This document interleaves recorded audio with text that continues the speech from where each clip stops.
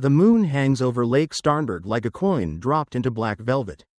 Its reflection trembles with every faint ripple, as if the water itself is holding its breath. The air smells faintly of pine and damp stone, and the night is so still you could almost believe time has stopped, if not for the cold certainty that something is about to happen. They will find 2 bodies here before dawn. That much is true, but the hours before that discovery? That's where the story twists, turns, and refuses to sit still. Even after more than a century, you probably won't sleep soundly after this. So, before you get comfortable, take a moment to like the video and subscribe, but only if you genuinely enjoy what I do here. And I'd love to know, where are you watching from? And what time is it right now? Now, dim the lights, maybe turn on a fan for that soft background hum, and let's ease into tonight's journey together. It begins in the heart of Bavaria, in the summer of 1886. The lake is called Starnberger See now, though older records name it Worm See, a small but deep body of water, ringed by forest and soft hills. In daylight it has the deceptive calm of a place that has seen centuries without changing much. At night, though, the trees seem to lean closer to the water's edge, and the surface reflects not just the moon, but every rumor and shadow Bavaria has ever whispered. King Ludwig II of Bavaria, the man who will soon vanish beneath these waters, is already a legend in his own lifetime. Tall, with a profile fit for coinage, he has ruled for over 2 decades. But not like other kings. His reign is more about dreams than decrees, elaborate castles rising like mirages in the mountains, lavish operas staged for audiences of one, and quiet strolls through candlelit halls while the rest of Europe debates its politics. That obsession with beauty has earned him nicknames both affectionate and cruel: the fairy tale king, the swan king, and, less kindly, the mad king, whether his mind is unsteady or simply too far ahead of his time. Historians still argue, his people either adore him or roll their eyes, depending on whether they're looking at a castle facade or the bill to pay for it. On this night, the lake seems to sense him. The water laps softly, rhythmically, almost like a clock ticking toward an hour only it knows. From the gardens of Berg Castle, where Ludwig is being held, for his own safety, the moonlight pools in the gravel paths. His guards, bored and uneasy, glance toward the dark tree line every so often. Somewhere, an owl calls. There's no storm, no wind, no grand, cinematic foreshadowing, just the stillness before history shifts. And perhaps that is the eeriest part. Great tragedies don't always announce themselves with thunder. Sometimes they arrive quietly, like a man and his doctor taking a walk along the shore. Earlier that week, the mood in Munich had been tense enough to taste. Ludwig, once an untouchable monarch, had been officially declared mentally unfit to rule. The council's decision came with all the legal trimmings, sealed documents, solemn signatures, and just enough ambiguity to keep historians arguing over whether it was a political coup or an act of mercy. His own cousin, Prince Luitpold, was positioned to take over as regent. Courtiers whispered behind embroidered fans that the king's eccentric spending and reclusive habits had pushed Bavaria toward financial ruin. Others countered that his so-called madness was just the natural temperament of a man born to dream in an age obsessed with industry. The madness dossier presented by his ministers was damning but curious. It detailed his habit of speaking to imaginary dinner guests, his nocturnal wandering, his tendency to order elaborate feasts for tables that remained empty except for him. But tucked between these claims were smaller, stranger entries, like his insistence that the royal kitchens serve swan-shaped pastries every Wednesday, or that a certain hallway in Neuschwanstein always be lit with blue lamps. Not exactly the stuff of public menace, unless one harbors a vendetta against swan-themed desserts. Yet the verdict stuck. On June 9, 1886, he was arrested at Neuschwanstein Castle. Accounts differ. Some say he went quietly, like a man already beyond caring. Others insist he resisted fiercely, demanding the legal right to face his accusers in person. Either way, he was taken under guard to Berg Castle, a more modest lakeside fortress that would serve as his gilded cage. Berg Castle itself is deceptive. In the summer light, its pale walls and red roof look almost cheerful. The manicured gardens slope down toward Lake Starnberg, and the surrounding woods seem harmless. But inside, Ludwig's rooms are spare compared to the fantasy palaces he built. No endless frescoed ceilings here. No gilded mirrors stretching wall to wall. Just a few plain chambers, thick doors, and guards posted with the polite firmness of men instructed to watch but not provoke. One of those guards later claimed that Ludwig spent most of his days pacing, reading, or standing at the window to watch the lake. Sometimes he hummed to himself. Sometimes he seemed entirely elsewhere. His doctor, Bernhard von Gudden, kept close counsel with the authorities, reporting on Ludwig's mental state. Von Gudden was a respected figure, progressive in his treatment methods, yet unyielding when he believed a patient posed a danger to themselves or others. The king and the doctor's relationship is one of the great mysteries in this case. Some witnesses describe a cordial understanding, even gentle humor exchanged between them. Others remember tension, the clipped tone of a monarch unused to being told no and the weary patience of a man who had the legal power to keep him confined. Outside the castle walls, Bavaria buzzed with rumor. In Munich beer halls, strangers argued over the king's fate. Was he truly insane, or merely inconvenient to powerful men? Did the lavish castles, those dreamlike fortresses in the Alps, truly drain the treasury? Or was that an excuse to rid the kingdom of an unpredictable ruler? Historians still argue whether the diagnosis was based on genuine medical evidence or political necessity. The file, after all, was compiled largely from testimony of ministers who stood to gain from Ludwig's removal. The public would never see an independent psychiatric assessment. On June 13, the day everything would change. The weather was unremarkable, warm but not oppressive. The lake smooth as a mirror. In the morning, Ludwig took breakfast without comment. By afternoon, he agreed to a walk along the shore with Dr. von Gudden. It was framed as exercise. Fresh air for the mind. No one expected they wouldn't return. The path from Berg Castle to the lake is not long, but it has a peculiar quiet. Even in early summer, the air there seems to hold its breath. Tall trees flank the gravel walkway, their branches leaning in as though they too are curious about the royal prisoner passing beneath them. Guards accompanied Ludwig and Dr. von Gudden that afternoon, but the doctor reportedly dismissed them after a short stroll, telling them he and the king would take a private walk along the shore. That decision, casual in the moment, would soon become one of the most dissected choices in Bavarian history. The sun was beginning its slow descent, turning Lake Starnberg into a sheet of pale gold. Ludwig walked with measured steps, his height and broad shoulders giving him a presence even without a crown. He was dressed simply, dark trousers, a jacket, and a felt hat. Witnesses later noted that he carried no cane, no book, nothing at all in his hands. Just the stillness of a man who had lost nearly everything but his thoughts. Dr. von Gudden, by contrast, was smaller, his sharp eyes hidden behind round spectacles. The two men, one fallen king and one physician turned jailer, must have made an odd pair against the calm water. Some accounts claim they spoke little, if at all, their footsteps the only sound. Others suggest Ludwig asked questions about the future, about whether he might see his beloved castles again. The answers, if given, vanished into the wind. Back at the castle, the guards lingered uneasily. The doctor had been specific. No one was to follow unless they failed to return by nightfall. It was a curious instruction. Ludwig was, after all, a deposed monarch in delicate political circumstances. Why would his chief physician willingly place himself alone with him, without witnesses, so near deep water? Historians still argue whether this was an act of trust, a calculated risk, or something far more dangerous.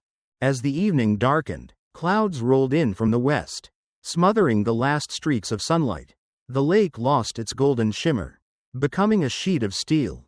The castle's kitchen staff set the dinner table, expecting the pair to return at the usual time. But when the appointed hour came and went, there was only silence from the path. Around 8 p.m., the guards grew restless. Lanterns were lit. 2 men were sent down toward the lake. What they found was strange but not yet alarming. The shore empty, the air heavy, the water perfectly still. One of the guards called out. No answer. They searched along the waterline, their boots sinking into damp sand, their lanterns throwing trembling circles of light. It was then that someone noticed shapes in the water. Dark shapes, motionless. The lake, so calm moments before, seemed to mock them, gently lapping against what would soon be recognized as bodies. The guards waded in first, the cold water biting through their uniforms. The lantern light revealed Ludwig's face, pale and serene, as if asleep. His clothes were soaked, heavy, dragging him toward the lake bed. A few feet away, Dr. von Gudden floated on his back, his spectacles gone, his eyes closed. Both were pulled to shore in grim silence. Ludwig's body was examined there on the bank, the wet fabric clinging to him like a second skin. There were no obvious wounds, no bruises, no torn clothing. His face was peaceful, unnervingly so for a man who had just drowned. Von Gudden, however, bore marks, small cuts and bruises on his head and shoulders. The kind that could come from a struggle. This detail would ignite endless speculation. Had the king attacked his doctor? Had the doctor tried to restrain Ludwig? Or had someone else, unseen, been there in the shadows of the trees? The official report would claim there was no foul play. But even in that moment, with rain beginning to fall and the night pressing in, those who stood on the shore knew the scene didn't quite fit the story they'd be told later. Some say the lake keeps its secrets well. Others think it whispers them, but only to those willing to listen in the dark. By the time the bodies were brought back to Berg Castle, the rain had settled into a steady drizzle, soaking the uniforms of the guards and turning the gravel path into a slick ribbon of mud. The castle itself seemed to hold its breath, the lamplight within glowing faintly through the misted windows. Servants gathered in tight clusters, whispering in Bavarian dialect, their voices low but urgent. Ludwig was laid out first, his sodden clothes removed, replaced with dry linen. A servant later recalled, in a memoir that historians still argue over, that the king's hair, though wet, was not tangled with weeds or lake debris, something unusual for a drowning in the shallow but murky waters of Starnberg. His skin was pale but not as blue as one might expect in early summer's chill. There was, she said, an almost uncanny tranquility in his expression, as though death had simply come to collect him without a fight. Dr. von Gudden's body, by contrast, bore evidence of something more active. His hands were scraped, his fingernails broken as if they had clawed at something hard. The bruising around his head, though not severe, was enough to prompt whispers among the staff. One guard claimed he had seen a patch of dark earth disturbed along the lake's edge, as if someone had slipped or been pushed. But by the time any official inspection occurred, the rain had washed most traces away. That night, the telegram wires hummed, messages shot from Berg to Munich, from Munich to Berlin, and from Berlin to other capitals across Europe. Bavaria's reclusive king was dead, officially drowned under mysterious circumstances. His doctor was dead too. And yet, strangely, no one seemed eager to launch a full investigation. Instead, the palace machinery moved swiftly into damage control. By morning, an official statement had been prepared. His Majesty King Ludwig II of Bavaria tragically drowned in Lake Starnberg during an evening walk. Dr. Bernhard von Gudden, in attempting to save His Majesty, also perished. There is no evidence of foul play. Simple, neat, and for many, utterly unconvincing. Newspapers across Europe printed the same sanitized version. But the public was not so easily soothed. Ludwig was beloved by many, especially in rural Bavaria, where his patronage of the arts and his romantic architecture were seen as proof of a pure, if impractical, soul. Crowds began gathering outside Berg Castle, some in mourning black, others with angry banners demanding to know why their king had been deposed just days before his death. Behind closed doors, the Bavarian government was scrambling. Ludwig's younger brother, Otto, was next in line, but Otto was considered unfit to rule due to his own mental health struggles. That left their uncle, Prince Luitpold, as regent, a man many suspected had more than a passing interest in seeing Ludwig permanently removed from the throne. And then there were the inconsistencies. One early police note mentioned that Ludwig's lungs, upon examination, held very little water, a detail not included in the public report. Drowning victims usually show significant fluid in the lungs, unless they die of a heart attack or something else before hitting the water. This omission became the seed from which decades of conspiracy theories would sprout. Even the timing was curious. The king and doctor were last seen walking at around 6:30 p.m. They were discovered around 8 p.m. But how could both men have died, and been left floating, without a single cry heard from the castle or the nearby fishing huts? Lake Starnberg was not the vast ocean. Sound traveled easily across its surface. One Munich newspaper, careful not to overstep the censors, published a cryptic editorial. Some kings build castles in the clouds, others are buried beneath the calm waters. In Bavaria, one may yet find both in the same man. Readers understood the subtext. This was no ordinary accident. Meanwhile, at Berg Castle, Ludwig's body was placed in a coffin draped in white satin. A single candle burned beside him, its flame bending in the draught from the open window. Outside, the lake lay silent under a veil of mist, its surface betraying no hint of what it had swallowed. In the corridor outside the viewing room, a guard muttered to another, "It wasn't the lake that killed him." The other only nodded, eyes fixed on the black water beyond. The next morning, the city of Munich awoke to church bells tolling a solemn rhythm. Black crepe hung from balconies in the old town, and shopkeepers placed small framed portraits of Ludwig in their windows. In the Marienplatz, a small crowd gathered before dawn, murmuring prayers or simply standing in silence. Even the usually boisterous beer halls seemed subdued. Bavaria had lost its Märchenkönig, the fairy tale king, though some whispered that fairy tales, by their nature, often end in darkness. Inside Berg Castle, preparations for the funeral began with ritual precision. Court officials arrived in heavy black coats, their faces pale from the journey and the knowledge that the public eye was upon them. The body of Ludwig was moved to a chamber lined with gilt-framed paintings and tapestries, the air thick with the scent of beeswax candles and fresh lilies. His hands were folded over his chest, the royal signet ring still on his finger. There was an odd detail, noticed by a few and quietly passed along, a faint bruise on Ludwig's upper arm, as if from a firm grip. Historians still argue whether this was simply the result of handling the body or something more sinister. One servant, bold enough to speak in later years, claimed she had seen 2 bruises, symmetrical, as if someone had grabbed him from behind. The Bavarian court wasted no time in shaping the narrative. Official papers framed Ludwig's death as an unfortunate accident, with von Gudden cast in the role of loyal physician who sacrificed himself to save his sovereign. Yet in private, some ministers admitted the story felt hollow.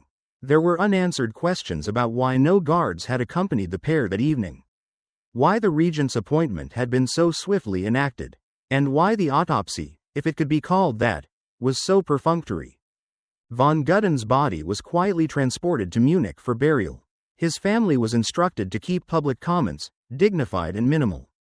They complied, though one nephew later admitted in a letter that his uncle had been troubled in the days before Ludwig's death, as if he knew something was coming.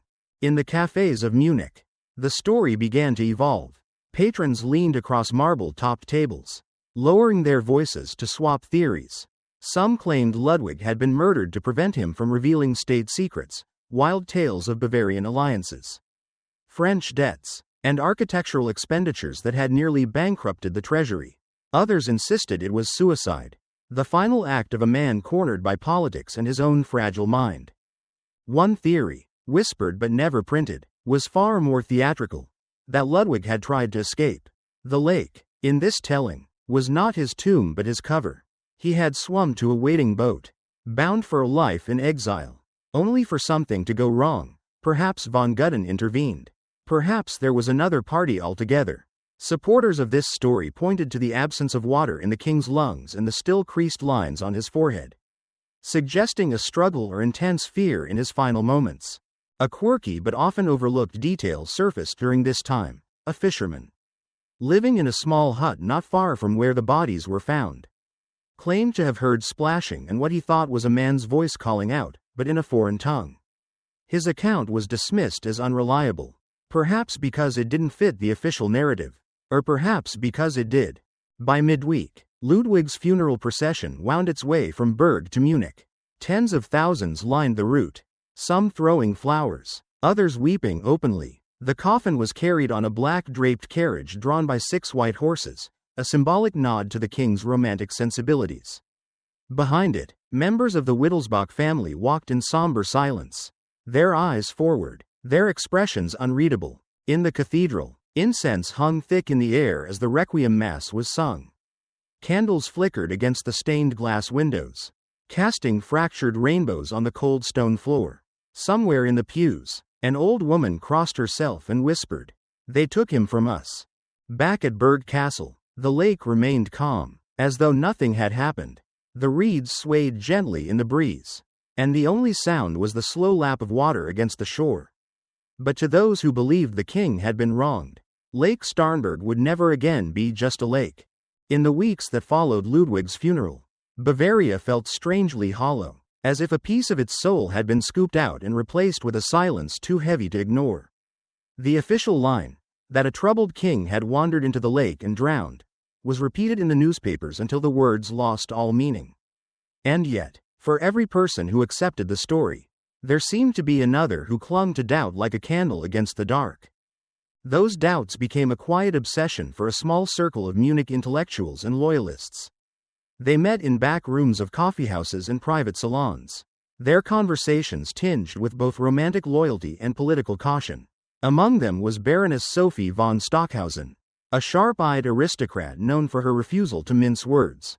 She had been a close friend of Ludwig, one of the few who could speak to him without fear of offense. Sophie insisted the king had been too strong a swimmer, and too stubborn a man, to drown without a fight. The problem, as she saw it, was that no one was permitted to ask the right questions. The royal household had ordered the lakebed near the site of the drowning to be dragged once and only once. And no further examinations were allowed. The clothing Ludwig wore that night, a heavy coat, boots, and gloves, was sealed away in the royal archives, inaccessible to anyone outside the inner circle. And the autopsy, such as it was, revealed no conclusive evidence of drowning. Historians still argue whether that omission was due to medical oversight, political pressure, or something far more deliberate. A lesser-known but intriguing detail emerged from a tailor who had once worked on the king's garments. He claimed Ludwig had taken to wearing a small, waterproof pouch inside his coat during walks, a place for letters or personal effects. When asked if the pouch had been found on the night of his death, officials offered no answer. The tailor swore that if such a pouch had been there, its contents would have been worth killing for. Meanwhile, the regency under Prince Luitpold settled in with surprising smoothness, perhaps too smoothly. Luitpold's calm demeanor and avuncular charm reassured much of the public. But to Ludwig's loyalists, it felt as though the machinery of power had been waiting, perfectly oiled, for just such an event. Within months, state finances were stabilized, Ludwig's ambitious castle projects were halted, and diplomatic relations with Prussia improved. It was, politically speaking, an efficient transition, yet efficiency rarely makes for good legends. And the legend of Ludwig II began to swell in the absence of certainty. The more the authorities insisted on their version of events, the more the public embroidered it with rumor. Some claimed to have seen a shadowy figure watching the king's funeral from a distance, a tall man in a wide-brimmed hat, whose face was hidden. Others swore that a fisherman's net had dragged up a silver ring in the weeks after the drowning, inscribed with a cryptic Latin phrase, "Non omnis moriar," I shall not wholly die. The von Gudden family also found themselves swept into the tide of speculation. They were given a generous state pension, but the generosity seemed almost a bribe to ensure their silence. One nephew, years later, told a confidant that the family had been warned against encouraging fancies about the night on the lake. In public, they called von Gudden a man of science, faithful to his duty. In private, there were whispered doubts. Why had he gone walking without guards? Why had he left his walking stick behind, when he never did so? Even the lake seemed to take sides. Fishermen began to report odd currents near the site of the deaths, swirling eddies that pulled at their boats, as though the water remembered.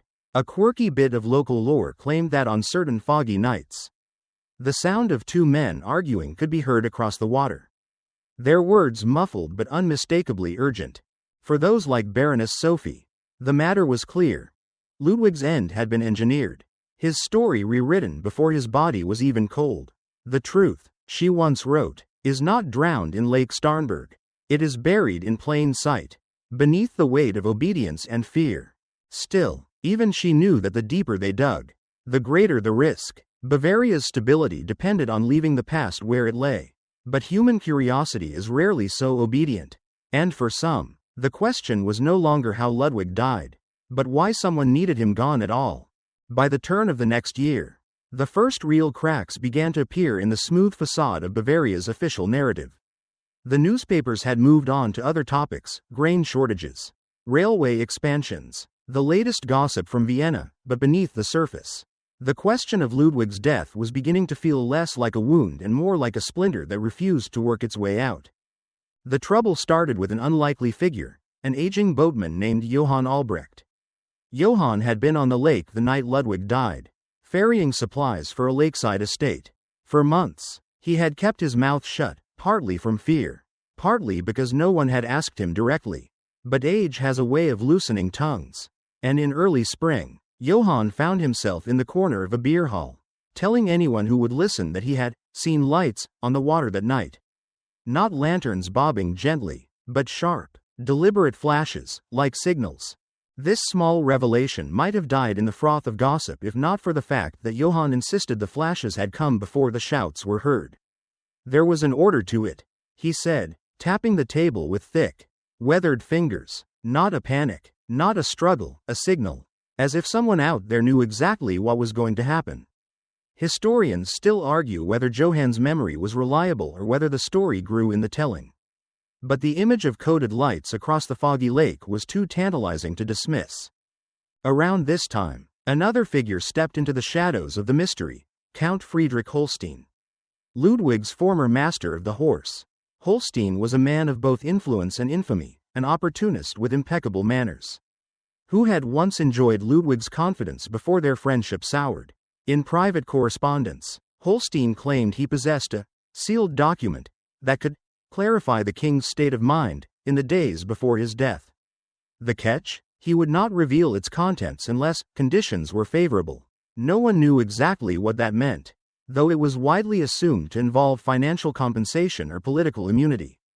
The court ignored him. The public did not. Soon, the capital was buzzing with speculation. Was it a suicide note? A confession? Or perhaps a letter naming someone Ludwig feared? A quirky but persistent rumor suggested Holstein's document wasn't written by Ludwig at all, but was instead a transcript of a conversation overheard, one that implicated someone in the royal circle. Meanwhile, the site of the drowning took on a new role, a place of pilgrimage. Artists, students, and curious travelers began to visit Lake Starnberg, laying flowers and sketching the reeds where the king's body had been found. Locals started selling small glass bottles filled with lake water, claiming it held the last reflections of the Swan King. Most buyers saw it as harmless kitsch. Others treated the bottles like relics, storing them away in drawers or placing them on mantels beside fading portraits of the monarch. Not everyone welcomed this growing fascination. The Bavarian police issued gentle warnings against disturbing the peace of the lake. But there were unconfirmed accounts of more forceful interventions.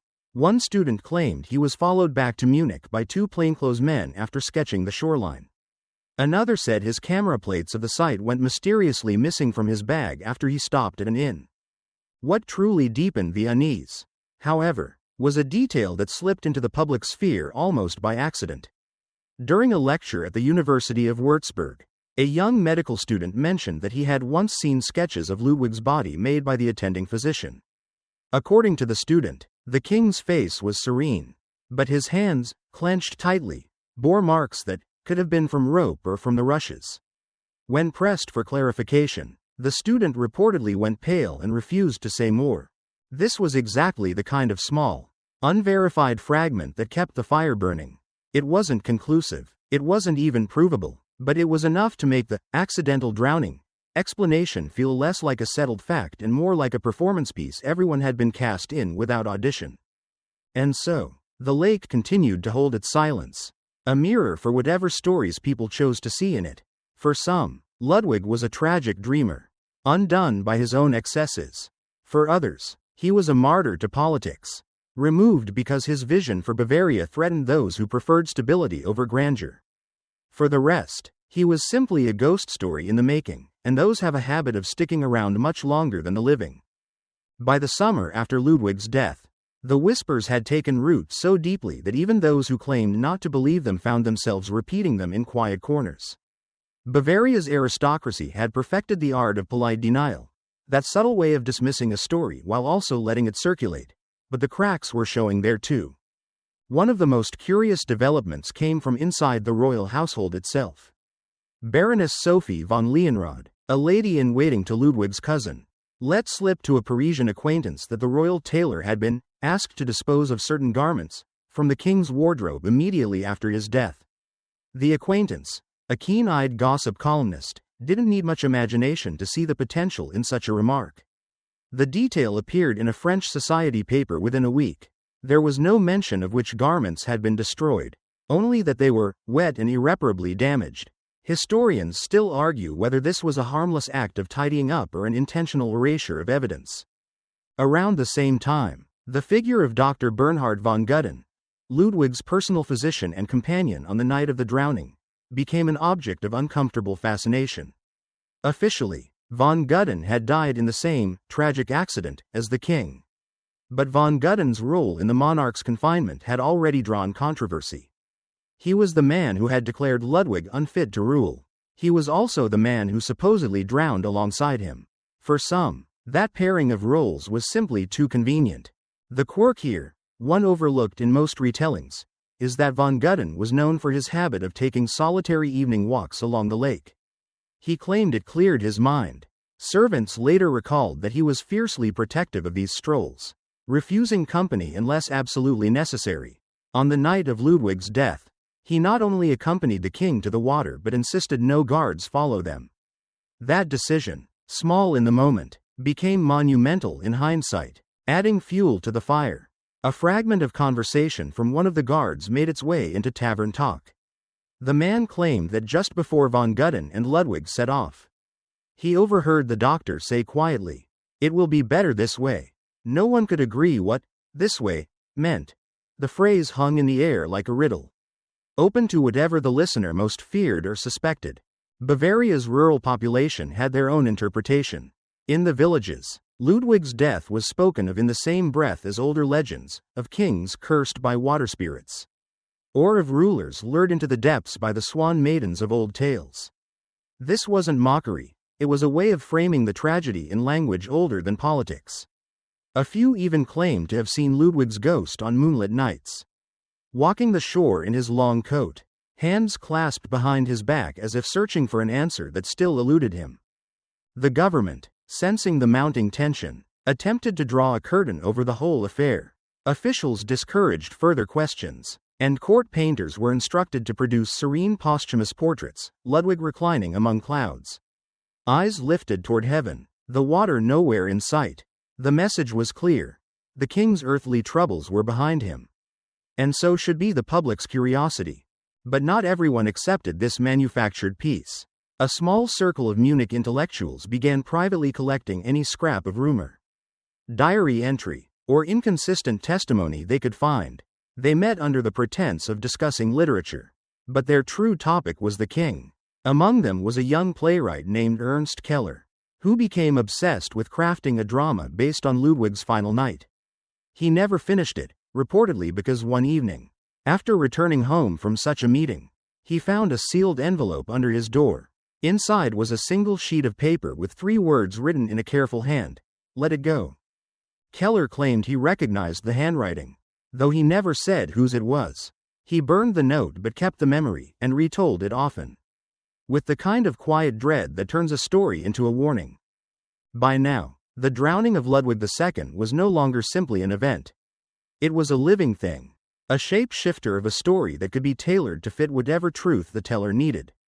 The official explanation remained in place, of course, but it had become like wallpaper, still covering the wall, but peeling in enough spots to let the original surface show through. And beneath that papered-over facade, the questions remained, waiting, as they always do, for someone brave or reckless enough to start peeling in earnest. Summer in Bavaria can be deceptively gentle. The days stretch long, the air smells faintly of cut grass and linden blossoms, and the lakes shimmer like polished glass under the sun. But in the years after Ludwig's drowning, those same waters acquired a strange, almost accusatory presence. Whenever the wind rippled their surface, people swore they could see shapes moving below, a trick of the light. They'd insist quickly, but with a tone that betrayed their unease. The government, still determined to settle the public's mind, made a bold move. They commissioned a commemorative volume, Ludwig II, A Life in Service and Beauty. It was heavy, expensive, and filled with carefully chosen photographs, the king gazing into the distance at Neuschwanstein, the king inspecting architectural plans, the king feeding swans at Herrenchiemsee. No pictures of the lake on that final night, not even one. The narrative inside was unshakably serene. A ruler taken too soon by a cruel accident of nature. But the very perfection of the book made it suspicious. A few Munich booksellers noted that certain pages seemed to have been reprinted, as if the original text had been swapped out at the last minute. Historians still argue whether this was simply a printing correction or a deliberate alteration after some detail slipped past the censors. One of the strangest side notes to emerge during this period came from a young archivist named Friedrich Abel. Working deep in the bowels of the Bavarian State Library, Friedrich claimed that while cataloging an old box of royal correspondence, he found a letter from Ludwig dated just 2 days before his death. It was addressed to a trusted friend, though the name had been scratched out with such force that the paper tore. The surviving lines were unsettling in their simplicity. If anything happens, remember what I said about the lake. Before Friedrich could show the letter to anyone outside the archive, the box was reclaimed, for private review by the royal household. He never saw it again. He mentioned it to a few colleagues over beer, but the conversation always ended with someone suggesting, only half joking, that he was lucky to still have his job. Meanwhile, rural gossip had evolved into something more ritualistic. On the anniversary of Ludwig's death, small groups would gather at the shore just after sunset.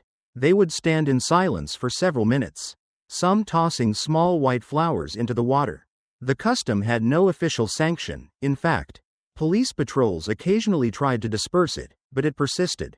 One old fisherman, interviewed decades later, swore that on one such night, he saw the flowers drift into the lake and then, inexplicably, start moving against the current toward the center. As if, he said, someone was drawing them in. The quirk here? That fisherman wasn't the only one. 4 separate accounts from that same year describe the flowers doing exactly the same thing. Skeptics explained it as wind or surface tension, perhaps a submerged log creating a faint pull. But in the minds of believers, it was a sign that Ludwig's spirit was restless, tethered somehow to the place where his body was found. Within the royal family, the topic of Ludwig's death became increasingly taboo. A nephew, Prince Ruprecht, reportedly asked an elderly courtier about it at a family dinner. The courtier paused, set down his wine glass, and simply said, "It's better not to inherit certain troubles." The phrase became a kind of quiet refrain, repeated whenever the subject surfaced too close to the bone. Behind the scenes, however, there were hints of continued investigation. A former palace servant, who had been dismissed shortly after the king's confinement, wrote in her diary that she had seen 2 men in dark coats arrive at the boathouse a week after Ludwig's death. They carried lanterns and spoke in low voices, but she recognized one as a trusted aide to the minister-president. When they left, they were carrying a small, sealed chest. The servant claimed she was sure it had not been there before. What was in it? No one could say. The chest was never mentioned in any inventory, official or otherwise. And just like that, another fragment joined the growing mosaic of suspicion, a piece that might mean nothing at all. Or might be the single key to unlocking the whole mystery. By the close of that summer, one thing was certain. The official story was no longer enough to keep the lake quiet. People spoke of it in taverns, in opera intermissions, even in church courtyards. The drowning of Ludwig II had ceased to be an unfortunate event in the past. It had become an ongoing presence, a silent companion to anyone who walked those shores. And if you stood there at dusk, with the sun dipping behind the Alps, you might notice what so many had before you. The way the surface of the lake seemed calm enough to step onto, yet deep enough to hide anything. Autumn came to Bavaria with a sharper bite that year. As if the air itself had grown impatient, the forests around Lake Starnberg turned gold. then rust, then a brittle brown, and the wind carried the smell of damp earth and wood smoke. Tourists still came. They always did, but their footsteps slowed when they reached the spot where Ludwig's body had been found. The path there was narrower than most expected, just a worn ribbon of grass between reeds and water. By now, enough inconsistencies had accumulated that even loyal monarchists felt the need to whisper. Official documents still insisted the king had drowned accidentally during a supervised evening walk. But new details had leaked, or rather, seeped, into public awareness. Like water finding cracks in stone. One Munich newspaper published a small, easily overlooked article claiming a doctor who examined the body privately had found no water in Ludwig's lungs. Another paper hinted that the king had sustained a bruise on his forehead, consistent with a fall, or perhaps, something more deliberate. Historians still argue whether those articles were based on genuine leaks or on the era's growing appetite for intrigue. But the timing was suspect. Both appeared within days of each other. And both papers refused to reveal their sources. In the countryside, where rumors traveled faster than telegrams, the story took on its own life. Some villagers claimed Ludwig had been trying to swim across the lake to reach an ally waiting in the trees, an escape plan gone wrong. Others believed he had been shot, the body placed in the water afterward, and a few, always with lowered voices, suggested he had been taken alive and the body in the lake wasn't the king at all.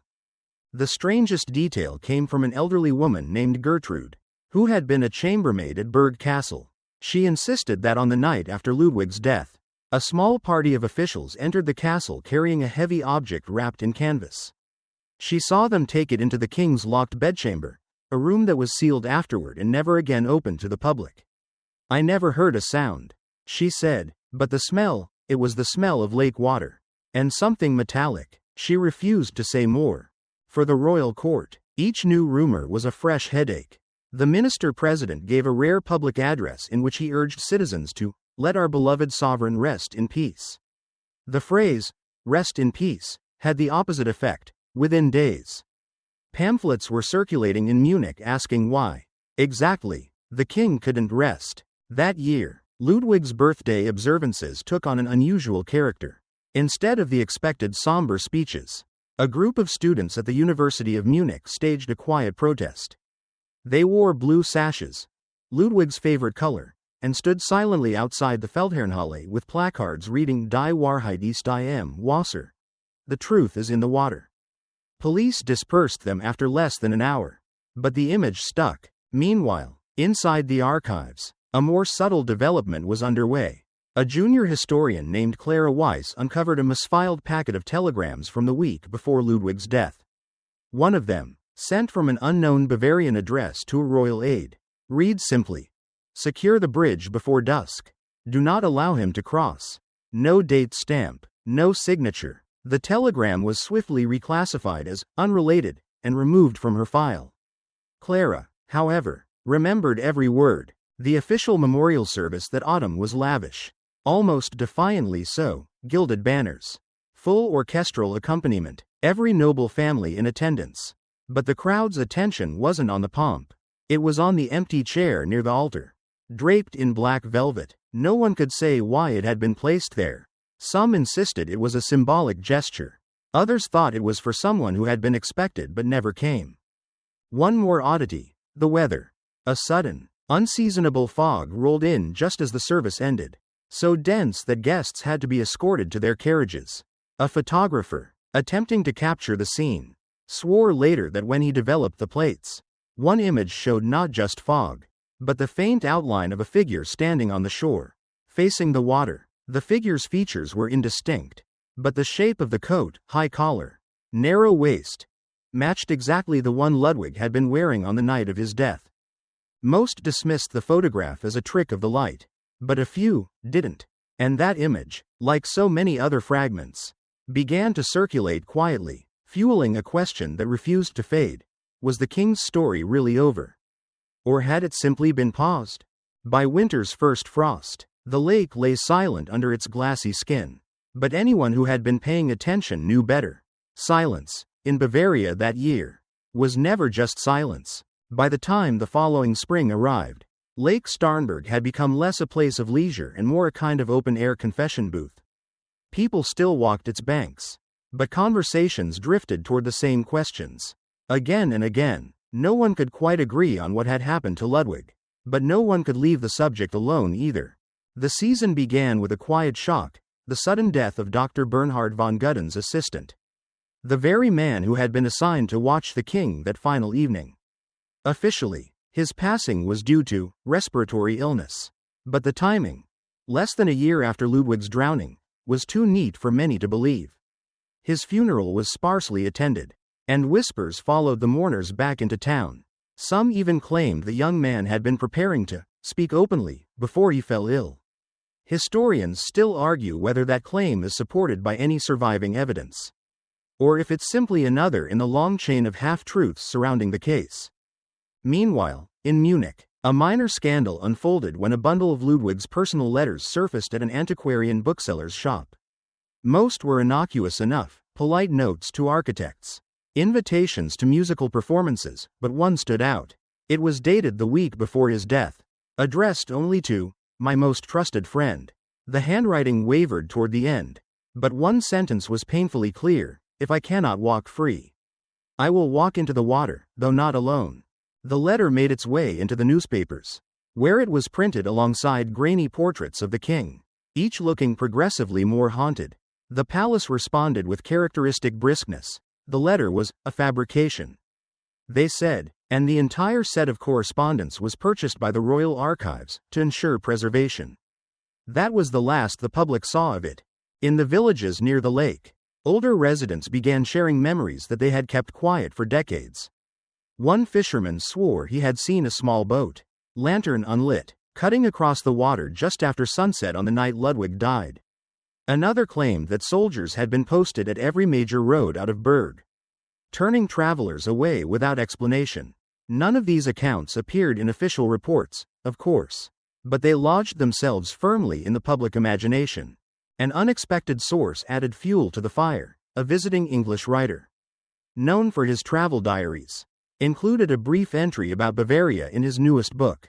He wrote of a king who was loved too much by his people to be allowed to remain, and of a shoreline where footsteps appear in the morning and vanish by afternoon. Though no one has seen the walker, the book sold well across Europe, ensuring Ludwig's story seeped far beyond the borders of his kingdom. By early summer, the lake's reputation had shifted entirely. Tour guides leaned into the mystery, pointing out the exact spot of the drowning with the same enthusiasm others reserved for castles or cathedrals. Some visitors treated it like a romantic tragedy, tossing flowers into the water. Others treated it like a crime scene, crouching to study the mud and reeds as if they might still yield clues. And then there was the incident with the statue. In a small lakeside chapel, a marble figure of St. John the Baptist was found one morning with its head turned, not broken, not loosened, but rotated cleanly to face the window overlooking the water. The priest swore it had been facing the altar the night before. No damage, no tool marks, just turned. The local paper reported it as a prank. The townspeople nodded politely but avoided walking past the chapel after dark. Among scholars, the debate began to take on sharper edges. Some argued Ludwig's death was the inevitable result of a long decline into mental instability. Others countered that his so-called instability had been exaggerated by political enemies eager to remove him. A third group, smaller but persistent, maintained that the drowning was staged to disguise something far more violent. Whatever the truth, it was clear by midsummer that Ludwig's ghost, literal or figurative, had taken up permanent residence in Bavaria. Every gust of wind off the lake seemed to carry his name. And whether you were a villager, a tourist, or a court official desperately trying to steer the conversation elsewhere, there was no escaping the feeling that the water still had something left to tell. Summer in Bavaria that year carried a strange tension. Like the air before a thunderstorm, the royal court wanted life to move on, but the countryside refused to forget. Official commemorations were muted, no grand parades, no soaring speeches, only a carefully orchestrated memorial service in Munich, where the king's name was spoken just enough to seem respectful but never enough to invite deeper questions. Yet outside the capital, memory had its own stubborn rhythm. In the village of Berg, the local innkeeper began noticing a curious pattern. Every Friday night, a solitary figure would rent the same lakeside room, the one with a perfect view of the spot where Ludwig's body was found. The man, tall and always wearing a dark coat no matter the heat, never stayed past dawn. He signed the register with different names each time. The innkeeper mentioned it to a constable, but the matter was politely dropped after discreet inquiries from Munich. Historians still argue whether this detail is an innocent quirk or the shadow of some lingering conspiracy. Meanwhile, an even stranger thread emerged from within the palace itself. A maid who had served Ludwig in his final months quietly told a parish priest that she had been ordered, 2 days before the king's death, to remove several small parcels from his chambers and deliver them to an unfamiliar coachman waiting in the courtyard.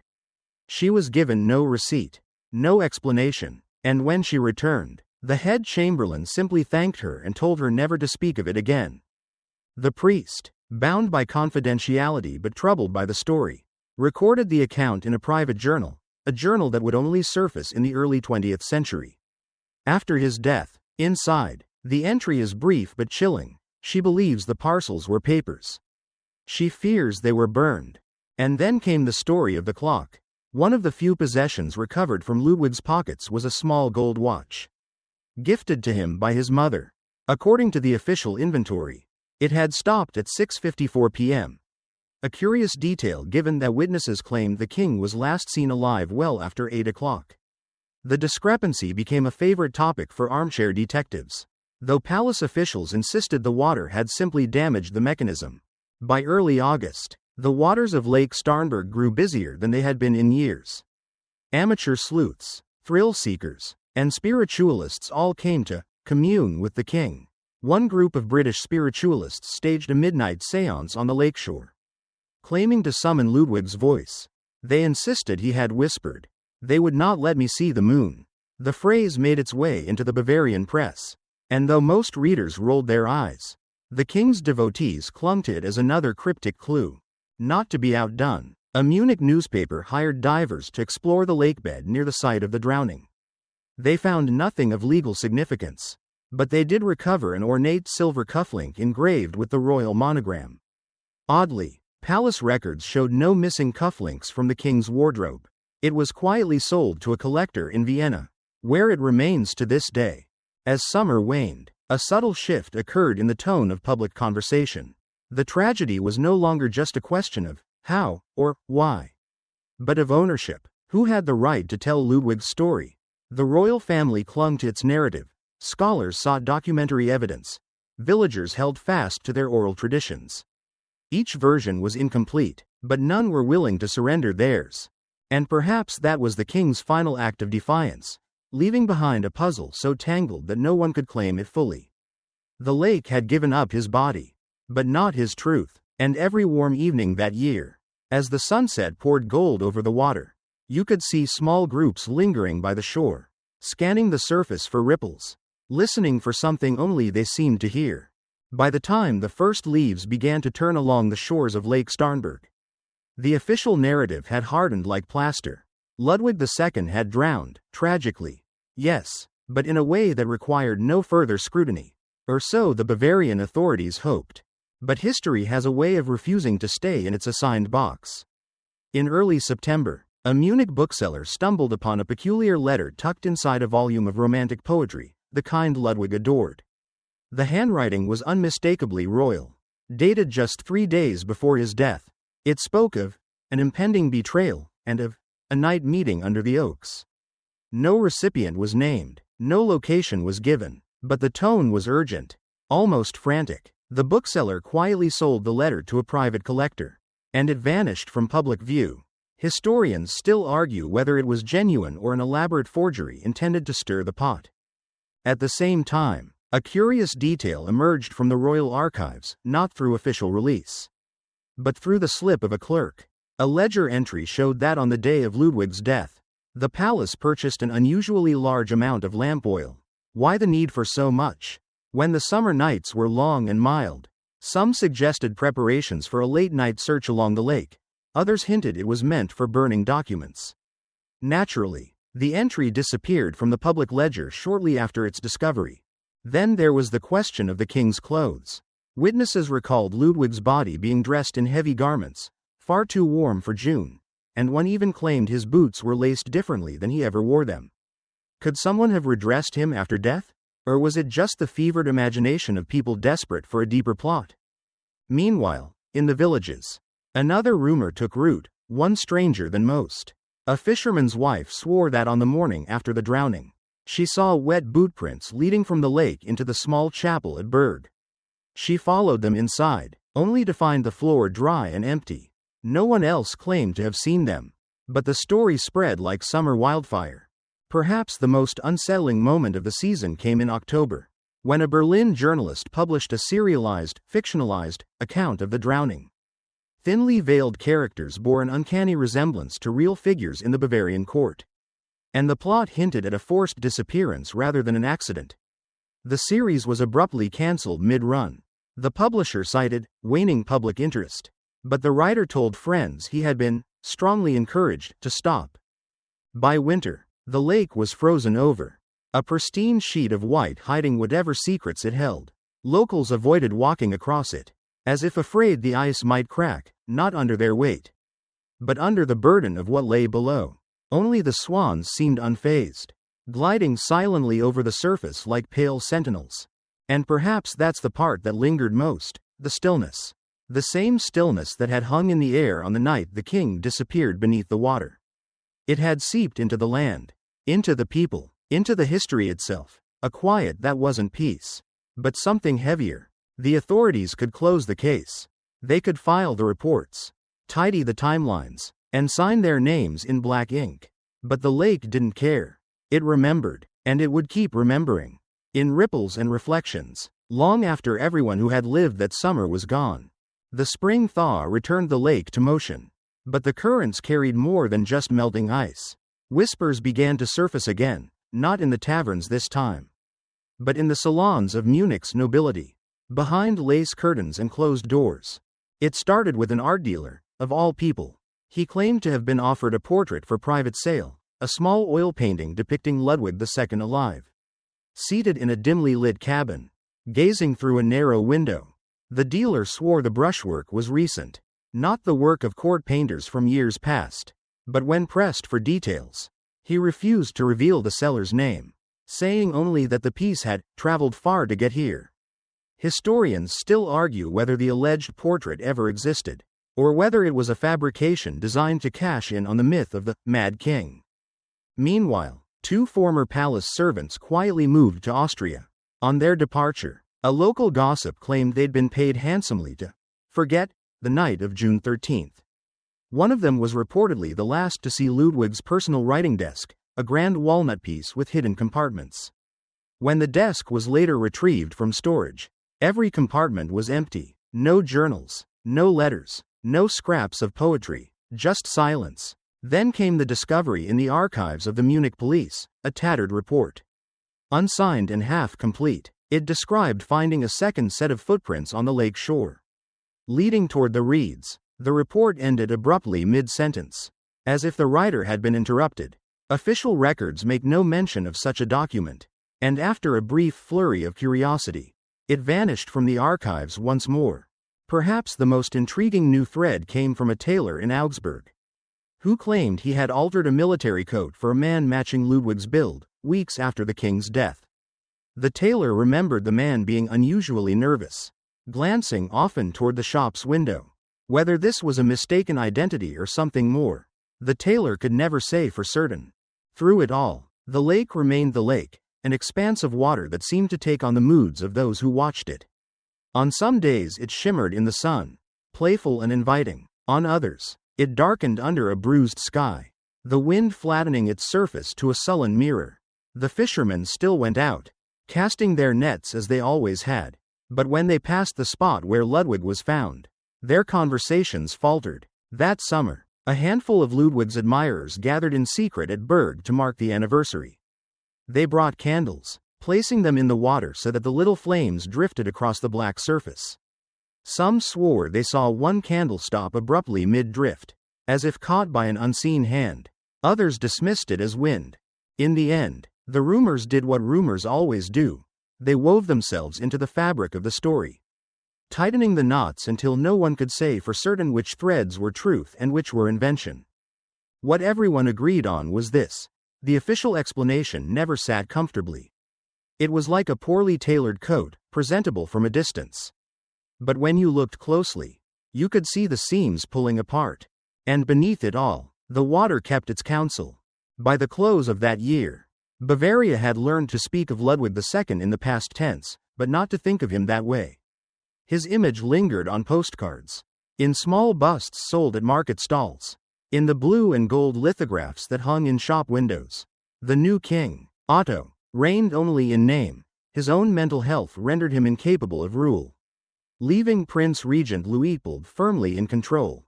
To the public, it felt less like a succession and more like a quiet coup that had already been completed the moment Ludwig's body was pulled from the water. The official narrative remained: the king had been declared insane, confined, and drowned in a tragic accident or possible suicide. Neat, clean, sealed in an envelope that no one was supposed to open again. But paper, as history knows too well, can tear. In the evenings, the lake drew the curious. Travelers would stand by the low stone wall near Berg Castle, staring at the spot where the cross now stood.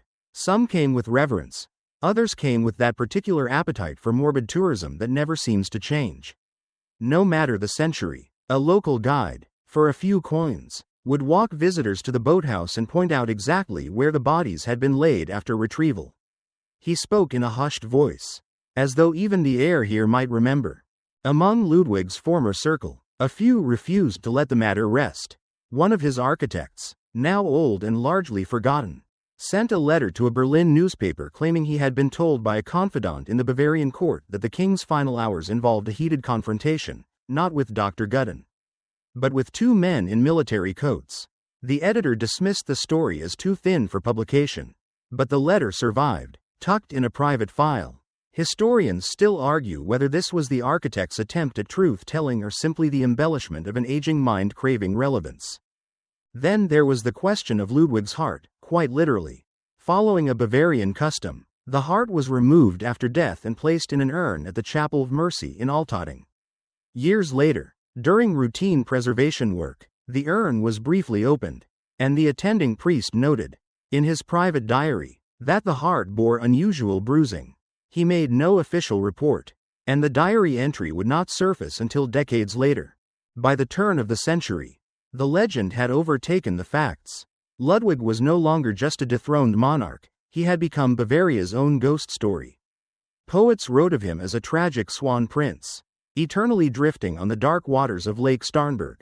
Painters depicted him in moonlight, his face serene, as though the lake had claimed him gently, and in the flicker between truth and myth, his death remained suspended, a question without an answer, a lock without a key. On certain nights, when the mist rolls low over the lake, locals say you can hear the faint sound of footsteps on the shore, followed by a splash that never quite ends.